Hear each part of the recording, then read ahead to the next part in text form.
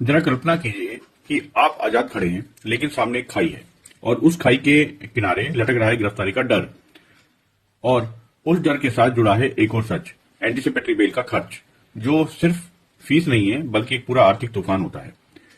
आज की इस वीडियो में हम जानेंगे एंटीसिपेटरी बेल क्या होती है, इसे कैसे लिया जाता है और सबसे जरूरी इसके असली छुपे हुए खर्च क्या होते हैं। तो फ्रेंड्स, आगे बढ़ने से पहले मेरी रिक्वेस्ट है कि आप मेरे इस यूट्यूब चैनल के इस वीडियो को आप पूरा देखें। यूट्यूब चैनल सब्सक्राइब करें अगर आप नए हैं तो, साथ साथ बेल आइकन प्रेस करें। इंस्टाग्राम पे तो फॉलो करें, फेसबुक में तो मुझे फॉलो कर लीजिए, और कोई सवाल पूछना तो जरूर कमेंट कीजिएगा मेरे जो इसमें कमेंट बॉक्स में।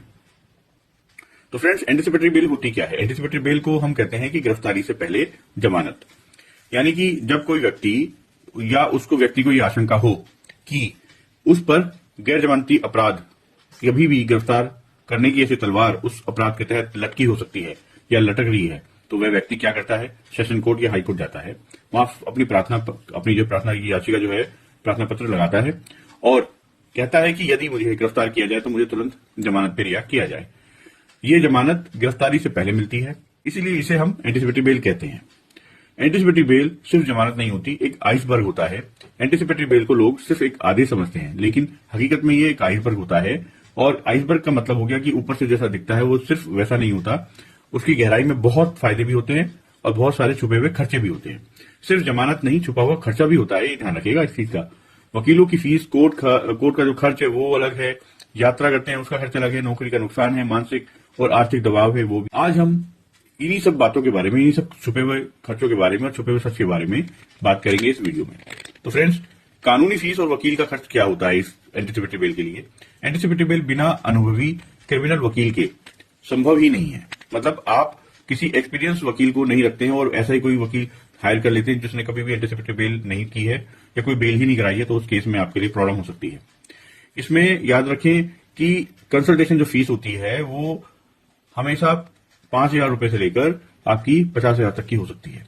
वकील की जो फीस है वो 25,000 से लेकर 3 लाख, 4 लाख, 5 लाख तक की हो सकती है।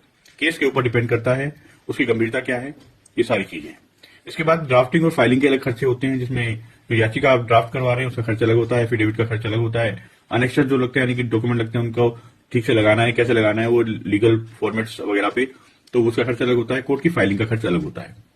अगर केस जटिल है या सीनियर एडवोकेट उसमें लगे हुए हैं काम करने में, तो उसका खर्च और बढ़ जाता है, वो अलग होता है। कई बार interim bail, regular bail, warrant को चुनौती के लिए अलग अलग फीस लगती है।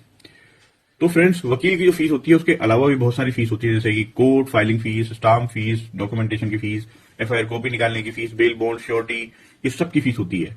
लेकिन आम जनता क्या समझती है, आम लोग क्या समझते हैं कि अगर जमानत करा ली तो सारे खर्चे उसमें आ जाते हैं, जमानत के खर्चे में नहीं।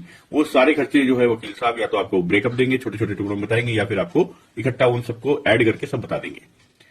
ये सब छोटे छोटे खर्चे मिलकर एक बड़ा बोझ बन जाते हैं आप लोगों के ऊपर, ये बात भी सही है।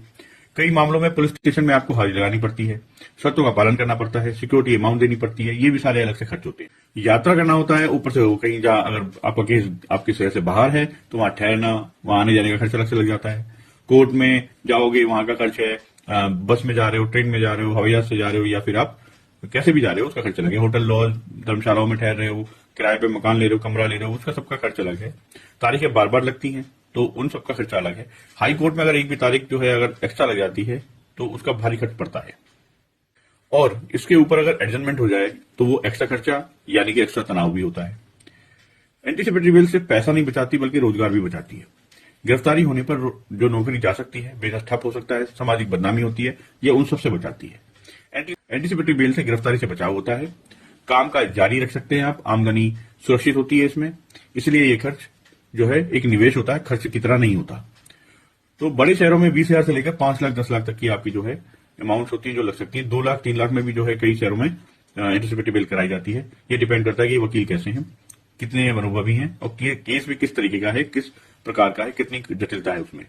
तो फ्रेंड्स, ये जो है खर्चे हैं। अब मैं आपको इतना कहना चाहूंगा कि एंटीसिपेटरी बेल को सिर्फ एक कानून ना समझें, कानूनी आदेश ना समझें, ये आपके लिए बहुत बड़ी आजादी, आपकी इज्जत और आपकी आर्थिक सुरक्षा करती है। इन सब के बावजूद इसलिए आपको एक अनुभवी वकील से सलाह भी लेनी चाहिए।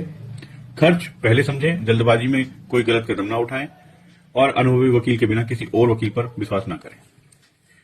अगर ये जानकारी आपके लिए उपयोगी रही फ्रेंड्स, तो इस वीडियो को लाइक करें, चैनल को सब्सक्राइब करें, बेल आइकन बटन दबा दें और कमेंट में बताएं कि क्या क्या आप एंटीसिपेटरी वेल से जुड़ा कोई सवाल आपके मन में आ रहा है तो वो आप लिख सकते हैं। फ्रेंड्स, धन्यवाद मेरा ये वीडियो देखने के लिए। आपका आभार।